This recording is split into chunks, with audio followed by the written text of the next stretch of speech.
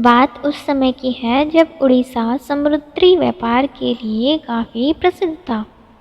उड़ीसा के व्यापारी बाली, जावा और सुमात्रा जैसे दक्षिण पूर्व एशियाई देशों में अपना माल बेचने के लिए कार्तिक माह में जाया करते थे।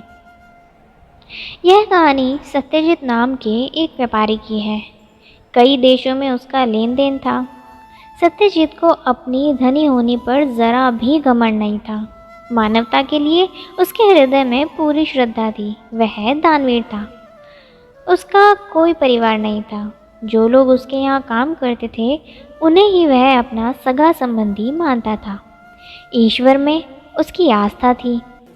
अपने साथियों से प्राय वह कहता रहता था, मन पवित्र तो ईश्वर भी आपका मित्र।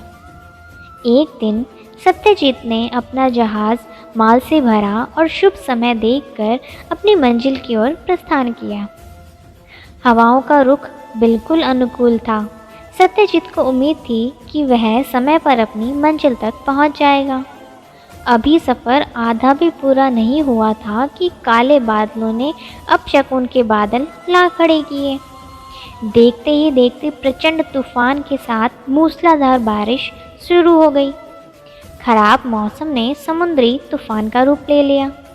सत्यजीत का विशालकाय जहाज समुद्री लहरों पर कागज़ की नाव की तरह हिचकोले खाने लगा। सत्यजीत और उसके साथी घबराने लगे। जहाज़ में छेद हो गया और उसमें पानी भरने लगा।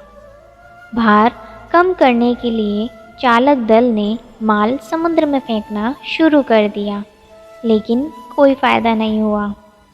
जहाज़ डूबने लगा। सत्यजीत ने अपने साथियों को समुद्र में कूदने को कहा और स्वयं भी कूद गया। कुछ क्षणों बाद सत्यजीत के सभी साथी उसकी नज़रों से ओझल हो चुके थे। जैसे तैसे उसके हाथ लकड़ी का एक तख्त लग गया था। वह उससे चिपक गया और लहरों के थपेड़े खाता रहा। आखिरकार तूफान थम गया। बारिश कम हुई। समुद्र की लहरें भी सामान्य होने लगी। तभी सत्यजीत को किसी के चिल्लाने की आवाज़ें सुनाई पड़ी। उसने चारों तरफ देखा। उसका नौकर रघु भी लकड़ी के एक बहुत बड़े टुकड़े को थामे लहरों पर तैर रहा था।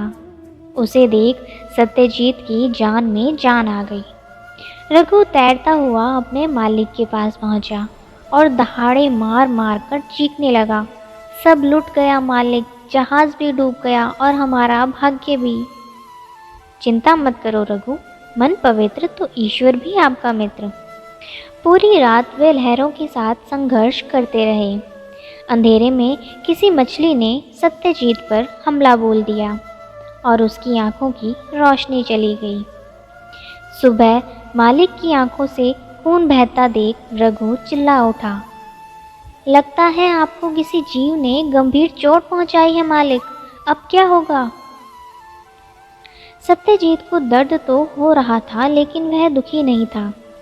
वह बोला, अंधा हो गया हूँ पर जीवित तो हूँ। देख लो भगवान मेरे साथ है या नहीं। रघु भाई, किसी और किनारा नज़र आ रहा है क्या? किनारा अधिक दूर नहीं था। बिना खतरे के वे किनारे पर पहुंच गए। अपनी जेब से हीरे की एक अंगूठी निकालकर सत्यजीत रघु से बोला, ये लो रघु, इस अंगूठी को यहाँ के किसी जौहरी के पास बेच आओ, इसका अच्छा दाम मिल जाएगा। इसमें से कुछ रुपयों से भोजन की व्यवस्था करो और बाकी घर वापस जाने में काम आएंगे। रघु अंगूठी लेकर वहाँ से निकल गया। उसे बाजार में बेचकर रघु को काफ़ी रुपया मिल गया। लालच के कारण वह लौट कर गया ही नहीं। बेचारा सत्यजीत भूखा प्यासा बैठा रघु की प्रतीक्षा करता रहा, पर वह नहीं आया। सौभाग्यवश वहीं से गुजर रहे एक सज्जन पुरुष ने देखा कि एक नेत्रहीन व्यक्ति वहां बैठा हुआ है। बदहाल हो चुके सत्यजीत को वह राजा के पास ले गया। राजा ने उसकी त्रासदी को सुना और दुख प्रकट किया। दयालु राजा ने उसे महल में रहने के लिए आमंत्रित किया। कुछ देर सोचकर सत्यजीत राजा से बोला, हे राजन, आपके इस प्रस्ताव के लिए मैं आपको धन्यवाद देता हूँ, लेकिन मैं यहाँ हमेशा अतिथि बनकर नहीं रह सकता। मैं चाहता हूँ कि आप सलाहकार के रूप में मेरी सेवाएं लें। आपके सभी महत्वपूर्ण विषयों पर मैं उचित परामर्श दे पाऊंगा। सत्यजीत के बड़प्पन और आत्मविश्वास से राजा काफी प्रभावित हुआ। उस दिन से सत्यजीत राजा के मंत्रिमंडल में शामिल हो गया। कुछ महीनों के बाद किसी दूर देश के हीरो का एक व्यापारी राजा के महल में आया। उसके दिखाए आभूषणों में से रानी को हीरे की एक अंगूठी पसंद आ गई और राजा ने सत्यजीत से सलाह लिए बिना अंगूठी खरीद ली। सत्यजीत को जब इस बारे में पता चला तो वह राजा के पास जाकर बोला, आपने अपना वचन नहीं निभाया, अब मैं यहाँ नहीं रुक पाऊंगा। राजा ने इसके लिए क्षमा मांगी और सत्यजीत को अंगूठी थमाते हुए वह बोला, यह रही अंगूठी, अब जरा देखो और बताओ कैसी है। हीरो को परखने के लिए सत्यजीत को आंखों की जरूरत नहीं थी। उसने अंगूठी पर अपनी उंगलियां फेरी और चिल्लाया, यह तो नकली है, आप चाहो तो इसे किसी विश्वसनीय जौहरी को दिखा लो। जौहरी को बुलवाया गया। उसने भी अंगूठी पर लगे हीरे देखे और बताया कि इनका कोई मोल नहीं है, ये तो पत्थर हैं। सत्यजीत को धन्यवाद देते हुए राजा बोला, आज के बाद मुझसे ऐसी गलती नहीं होगी, मैं तुमसे सलाह लेना कभी नहीं भूलूंगा।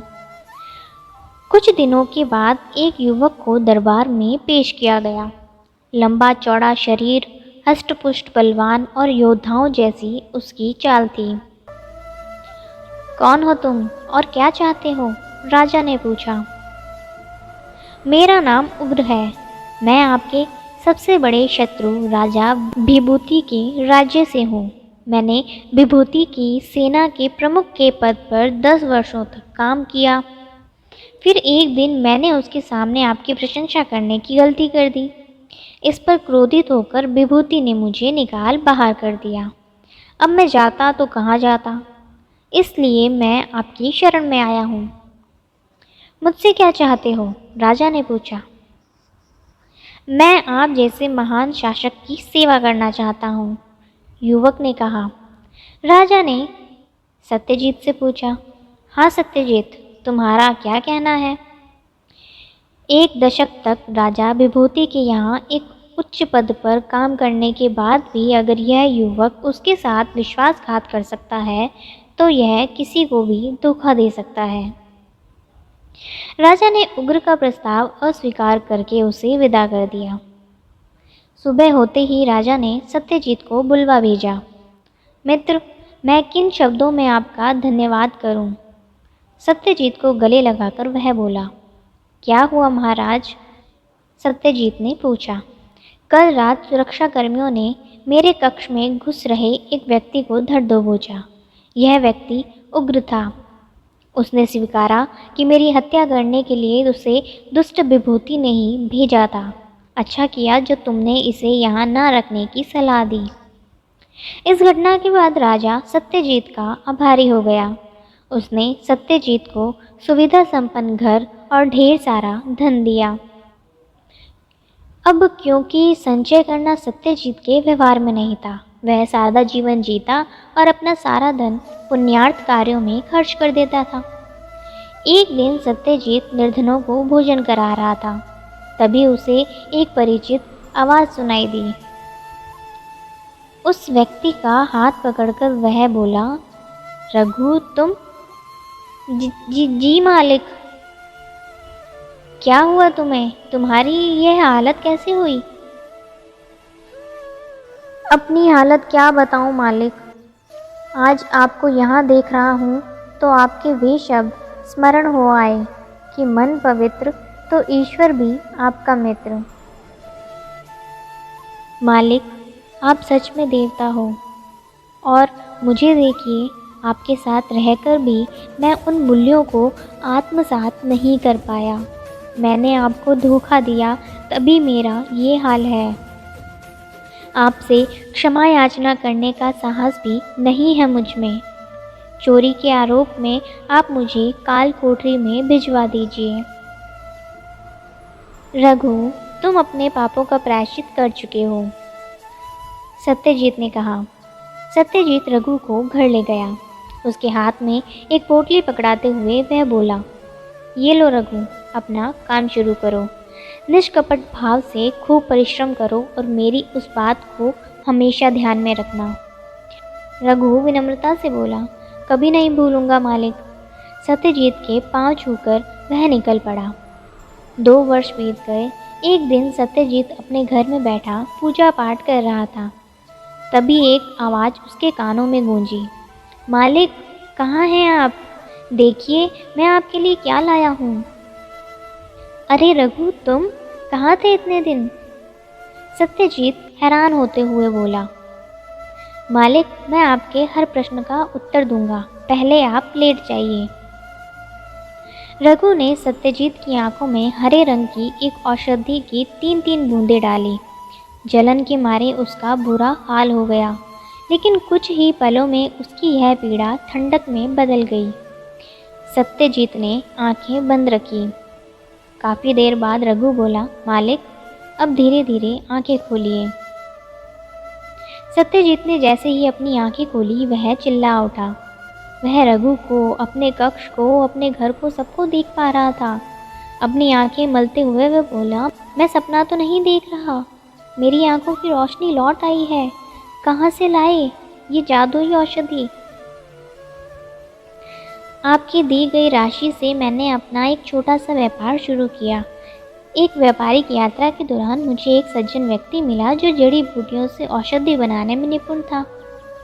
उसकी बनाई औषधियाँ कई असाध्य रोगों में कारगर है। यह औषधि मैं उसी से लेकर आया हूँ। खुशी के मारे सत्यजीत ने रघु को गले से लगा लिया और आशीर्वाद दिया, ईश्वर सदा तुम्हारे साथ रहे। सही कहा गया है, अगर ईश्वर में विश्वास हो, सच्ची श्रद्धा हो, तो वो चाहे आपकी परीक्षा ले, लेकिन रहता हमेशा आपके साथ ही है। मन पवित्र तो ईश्वर भी आपका मित्र। कहानी अच्छी लगी तो लाइक बटन को दबाना ना भूलें। आपके साथ और सहयोग के लिए मैं आप सभी का दिल से धन्यवाद करती हूँ। फिर मिलेंगे दोस्तों एक नई कहानी के साथ। तब तक के लिए हंसते रहें, मुस्कुराते रहें, अपना ख्याल रखें और इसी तरह हमारे साथ जुड़े रहें। धन्यवाद। अगर आपको ये कहानी अच्छी लगी और इससे कुछ सीख मिली तो चैनल को सब्सक्राइब ज़रूर करें। आपका एक सब्सक्राइब हमें इसी तरह से नई नई कहानियाँ आपके लिए लाने के लिए प्रेरित करता है।